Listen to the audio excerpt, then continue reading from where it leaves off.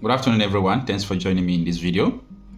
It all started yesterday when the Islamic State province of West Africa, also a faction of the Boko Haram, started raining down bombs, started raining down guns.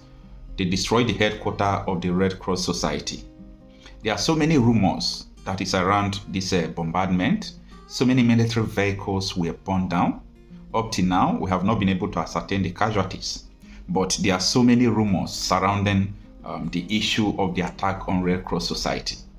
Now, the question is coming, and Red Cross Society has a lot of questions to answer, like, what is the relationship they had with all these Boko Haram ISWAP? Do they stop funding them? Anyway, that is something that is coming very soon. But the ISWAP terrorists claim they attacked Red Cross Society headquarters in Borno, raised several military vehicles. You see, the ability of these terrorists to claim responsibility is something that is alarming. You know, after they have carried out an attack, maybe the military or the Nigerian intelligence, they might be thinking, who did this? Then these people will come out. They have their own television, okay? They have their own television and they will post it. Just imagine the film where they are burning military vehicles, the film where they are burning down Red Cross Society. These people are not giving up on their claim on Nigeria. Remember yesterday that they vowed that they are going to defeat the Nigerian system, that they are going to claim Nigeria as their own inheritance. Yes, that was what ISWAP said. They said they are going to make sure that Nigeria will obey the Islamic law. You can go and fact check what I'm saying. Now, this is one of the reasons why somebody like me always believe that there is nothing that will make Nigeria to work again. That is why someone like me always believe that the earlier the better Nigeria go on their separate ways in peace, either through referendum or through everything. That is just the best way for everyone.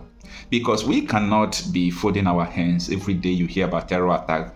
And the government of the federation, that one is not their main business, okay? Anytime you see terror attack, the government is not moved by all those things. So, but once the civilian want to revolt against the government, once there is a civil disobedience, even ordinary sit at home, you will see they will deploy military, do all sort of things. But you will see the terrorists doing all sort of things, raising down, military camps, military barracks. They used Rome the other day, but they are not talking about it. They are not even interested. So these are the things that is bringing puzzle to a lot of people who reason. Okay, if you reason, you must be having a lot of puzzle concerning what is going on in Nigeria, because everything is just terrifying and is showing that the government are responsible for everything going on. Now, China reporters reported that ISWAP terrorists claimed they attacked Red Cross headquarters in Borno, raised several military vehicles. What happened? The Islamic State-backed faction of Boko Haram, the Islamic State West African Province ISWAP, formerly known as Jamaat al-Sunnah Nidawa wa Jihad, has claimed that its fighters attacked an office of the International Committee of the Red Cross Society in Borno State. ISWAP disclosed this in a statement seen by Sowore reporters. The terror group claimed it attacked the Red Cross headquarters in Monguno on Wednesday. Meanwhile, military sources confirmed to Sowore reporters that though an international non-governmental organization office was ransacked by the group, the property wasn't being used by ICRC as claimed. Yes, it was an office complex used by an NGO but not Red Cross. Two of their staff were also adopted and they were demanding 50 million naira to release them, the source said. The source added that the terrorists raised many buildings and some military operational vehicles during the attack that lasted for over 2 hours without repair. Since the death of JAS leader Abubakar Shekau, ISWAP has been consolidating its grip in locations around Lake Chad. The sect's membership has fallen with the defection of hundreds of Boko Haram fighters under Shekau. The Nigerian army has repeatedly claimed that insurgency has been largely defeated and frequently underplays any losses. The terror group has caused over 100,000 deaths and displaced millions of people, mainly in Adamawa, Borno, and Yobe State. Now, let's look into the last two paragraphs, okay? The last two paragraphs is very dangerous. Number one is that the Nigerian army has repeatedly claimed that the insurgency has been largely defeated and frequently underplays any losses. So anytime people lost their life, anytime buildings were razed, Nigerian army will always come out to make sure that people did not notice that such a thing happened. So this has been the issue. It's a very, a grievous issue. Okay, it's a very, very bad thing that when your people are dying, it doesn't mean nobody will kill you for accepting the reality. Don't hide the reality. If people are dying, always come out to say that yes, people died. So when the military underplays losses, it gives those people who are perpetrating all this act, power to do more, because they want people to know that they are doing it. It is very dangerous. Now, the terror group, the last paragraph says that the terror group have caused over 100,000 deaths and displaced millions of people, mainly in Adamawa, Borno, and Yobe State. Do you know what it means to have lost 100,000 people? Even in the war. It is very difficult to lose people nowadays in the war. Talk less of 100,000 people. And everybody is just, downplaying the negative effect of all these people. Why they are focusing on people who are agitating for their fundamental human rights. And if we continue to downplay all these things, tell me what could be the future of people who are coming before us. These are the reasons why I believe that the disintegration of Nigeria is going to be the solution. Because I am just talking about what happened in Borno State yesterday. What about what happened in your own village, in your farms, everywhere? This issue is holistic. Everywhere is under siege. It's either through their proxies, kidnapping, where they raise funds to buy all these ammunition, bombs, and all those things. These people have a government. They have a government. When I mean these people have a government, they have a government in the sense that those people who are kidnapping from local sources in the villages, they raise ransom, they raise money through ransom, and they send it to their headquarters, just like all those religious organizations, what they normally do, like Catholic Church. Catholic Church from parishes, they raise money to region. From region, they raise money to diocese. From diocese, they raise money to province. From province, they raise money to their center of the country or the country. Okay? Then the cardinal will now send it to Rome.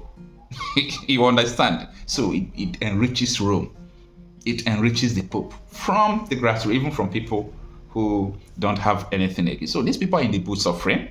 They raise ransom and they send it to their headquarters. They send it to all these people who are ransacking the villages, doing all these things. This is what you must understand. This is what is going on. And people should not take all these things lightly. Everything going on did not start in this way. Everything going on today didn't start in this way. I remember that the issue of this kidnapping that is now holistic, that is troubling everybody, started during the presidential election. These people, first of all, came during COVID, and most of them started claiming that they want to help you to farm. They started going to the farms and so on and so forth. But before you know, they started advancing after knowing rules and all cronies in the villages. They started kidnapping. And here we are today. We are at the mercy of kidnappers and so on and so forth. Well, everybody must not share the same ideology with me. Everybody must not share the same opinion with me. Okay? But let it be noted that only the disintegration of Nigeria could be the only solution to this. Because each region has to fight for their right. Each region have to go for what they want. Each region have to secure their territory and so on and so forth. We were never one before, but we were never enemy before. The enemies you see between regions, ethnic groups, and religion today, they are caused by politicians and the Britain who amalgamated us. You know, in chemistry, there are some elements that can never form a compound. They are not compatible. They could result to a chemical reaction that could kill you. Not everything you can merge together. And one of those things you can't merge together is people who have heterogeneous ideas, don't have one school of thought. If it is different religion, it could be managed easily. When you don't have different school of thought and people don't even believe in Western education, they don't believe the kind of school you be. So how can you? This thing is not matter of bigotry or religion or those things. It is matter of reasoning. People who amalgamated you knew that it's not going to work. So here we are today. We all are just moving our face up and down as if we don't know where the problem started.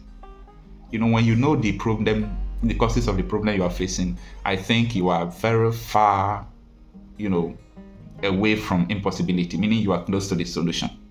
If we can just know the problem, that this problem could be resolved by disintegration. In my next video, I'll be talking about what caused the Biafra declaration. Why did Ojukwu, very long time ago, declared Biafra? We are going to talk that in the next video, because that is the situation we are facing today. There was killing everywhere. There was pogrom. There were a lot of things that led to the issue of this agitation we are seeing today. And if anybody is thinking that this agitation is going to go, one day you are playing, because we cannot fold our hands while our people are being killed. We can't access our farms, and you think that, everybody should just keep quiet and play on. It's not going to happen.